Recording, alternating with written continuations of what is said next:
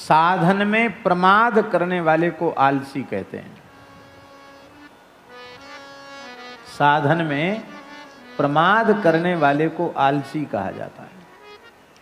साधन में प्रमाद।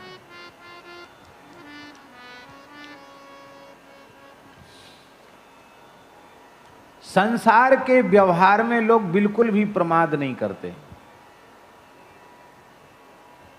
बेटा बेटी का ब्याह हो ना तो कहो 2-2 3-3 रात जगते रह जाएंगे, दिनों रात काम में लगे रहेंगे। कथा कीर्तन सत्संग भगवत सेवा, उसमें 17 बहाने हैं। लोक व्यवहार में तनिक भी प्रमाद नहीं है, पर साधन में प्रमाद है। देखो, जीव के कल्याण में कलयुग बाधक नहीं है। सतयुग त्रेता द्वापर के काल में भगवत प्राप्ति में कठिनता थी, पर जीव का कल्याण सबसे सस्ता है कलयुग में। अत्यंत सहजता सरलता से जीवों का कल्याण कलिकाल में संभव है। हमको ये समझना चाहिए कि हमारे परम कल्याण के लिए ही भगवान ने अतिशय कृपा करके हमें कलयुग में पैदा किया है, कलयुग में हमारा जन्म हुआ है।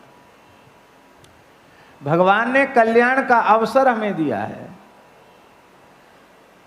श्रीमद् भागवत के 11वें स्कंध में नवयोगीश्वर संवाद में नवयोगीश्वर कह रहे हैं, कृतादिषु प्रजाः राजन् कला विच्छन्ति संभवम् कलौ खलु भविष्यन्ति नारायण परायणाः। सतयुग त्रेता द्वापर के साधक भैया जी इसलिए साधन करते हैं कि हमारा कलयुग में जन्म हो जाए। सतयुग के साधक इसलिए बड़ी बड़ी कठोर तपस्या करते हैं, समाधि लगाते कि हमारे कलयुग में जन्म हो जाए।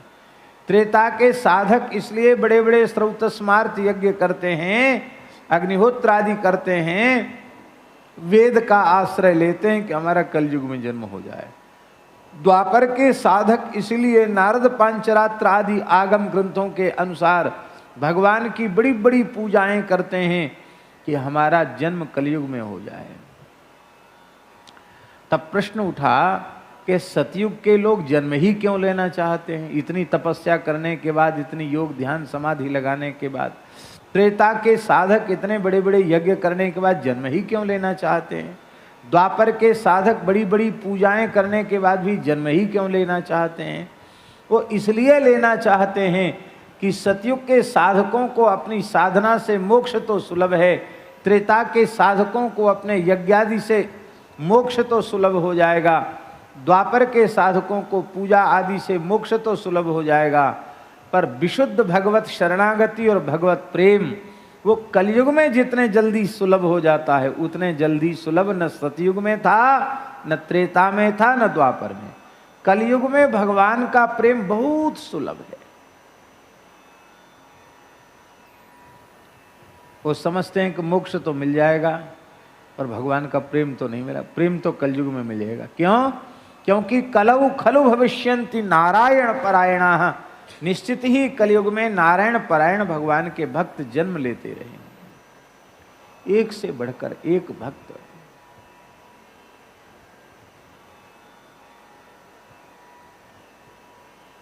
पढ़े लिखे नहीं है, कुल से भी बहुत ऊंचे कुल के नहीं है,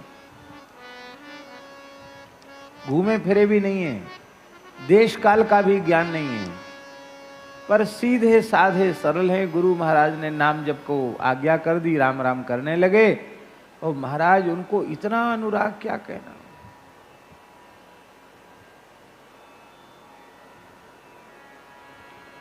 श्री मनोहर दास बाबा बीण बुनुद कुंज वाले महाराज जी के परिकर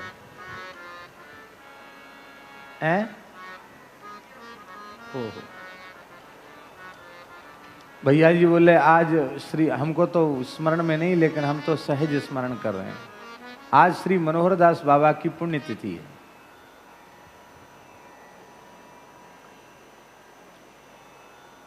दास के ऊपर बड़ा स्नेह रखते थे वो। तो उन्होंने बताया श्री मनोहर दास बाबा ने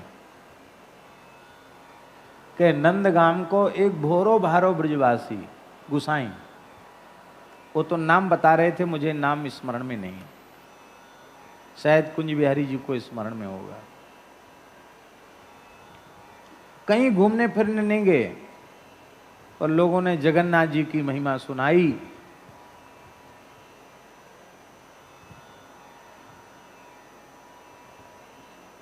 तो हमारा कन्हैया जगन्नाथपुरी में है, जगन्नाथ रूप में है। उनका मन हो गया कि जगन्नाथ जी दर्शन करें। चले गए जगन्नाथ जी, ट्रेन में बैठे चले गए। कुछ संत थे, बंगाली संत थे, वो भी गए थे। गोसाई जी चलो, जगन्नाथ जी चलो, वहां ले गए।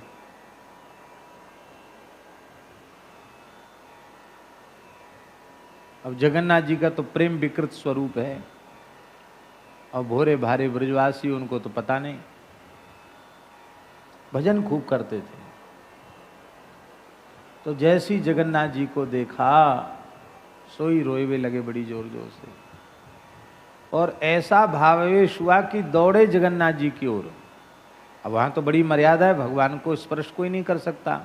रथ में आते थे तब लोग इस पर, वैसे नहीं कोई स्पर्श, रत्न वेदी को नहीं छू सकता कोई। दौड़े रत्न वेदी की ओर। ओ महाराज, इतना आवेश, पहुंच गए वहां गर्भगृह तक। वहां जो अर्चक थे उन्होंने उनको पकड़ा तो वहां बेहोश हो गए, और रो रो कर एक ही बात कह रहे हैं कि अरे लाला, तू काय को ब्रज छोड़ के चलो आयो। अरे भैया, तेने अपने कहा गत कर राखी है, कैसो तेरो मोहड़ो मोहड़ो है गो गल गयो तेरो, ऐसो काय बात को प्रेम के तेरो सबरो शरीर गल गयो। अरे भाई लाल भैया, यहाँ कहा करो, चल भैया ब्रज में चल। ये कह कह के रो रहे थे। अब कुछ भी न हो, पर श्री ठाकुर जी के प्रति ऐसी आत्मीयता और इतने प्रेम से कि अरे तू का कर रहा हो, जगन्नाथ है कि भैया है गए जगन्नाथ गिरी तेरी, अब चल ब्रज में चल। ऐसा भाव किस में होगा? ऐसी कई घटनाएं सुनाते थे विशुद्ध प्रेम की बाबा श्री मनोहर दास जी। ये सहज प्रेम, सहज प्रेम जो ब्रजवासियों में है, तीर्थवासियों में है, विशेषकर कलयुग के प्राणियों में, जो हरिगुरु संतों के सन्मुख हो चुके हैं, उनमें जो विशुद्ध प्रेम है, वैसा प्रेम सतयुग त्रेता द्वापर के साधकों को भी दुर्लभ है। उस प्रेम की सुलभता के कारण कलिकाल में जन्म लेना चाहते हैं। इसी कराल कलिकाल में नामदेव जी को 56 बार भगवत साक्षात्कार हुआ है। इसी कराल कलिकाल में नरसिंह मेहता को 52 बार भगवत साक्षात्कार हुआ। इतने सस्ते भगवान किसी युग में नहीं हुए कि जब देखो तब ठाणे दर्शन देने के लिए। इतने सस्ते भगवान किसी युग में नहीं हुए जितने सस्ते भगवान कलयुग में हो गए। पर दुर्भाग्य की बात है, जीव इतना सुंदर स्वर्णावसर खो रहा है, भगवान का स्मरण नहीं करता, भगवान का भजन नहीं करता। तो कलयुग में कल्याण में संदेह नहीं है। भगवान ने कलयुग में कृपा करके हमको जन्म दिया है।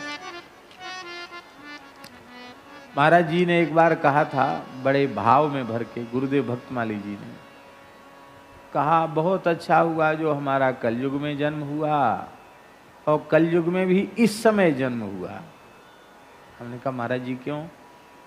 बोले इस समय जन्म हुआ तो तुलसीदास जी, सूरदास जी, कबीरदास जी, मीराबाई, नरसिंह मेहता, श्री हरिव्यास देवाचार्य जी, श्री भट्ट देवाचार्य जी, श्री जीव गोस्वामी जी, रूप गोस्वामी जी, सनातन गोस्वामी जी, मलुक दास जी, और न जाने नरसिंह मेहता, न जाने कितने कितने संतों का चरित्र और उनकी पवित्र वाणी के रसास्वादन का सौभाग्य मिल गया। श्री हरिवंश जी, हरिदास जी, व्यास जी, इन सब की वाणियों को, इनके चरित्रों को सुनने का सौभाग्य मिल गया। इनके पहले होते तो ये सौभाग्य हमें नहीं मिलता। इनके समय में भी होते तो शायद सबका रसास्वादन कर पाते कि नहीं कर पाते। अच्छा हुआ जो इस समय जन्म हुआ, इतने महान संतों का रसास्वादन करने का सौभाग्य मिल रहा है। ये है भगवान की कृपा का अनुसंधान। जब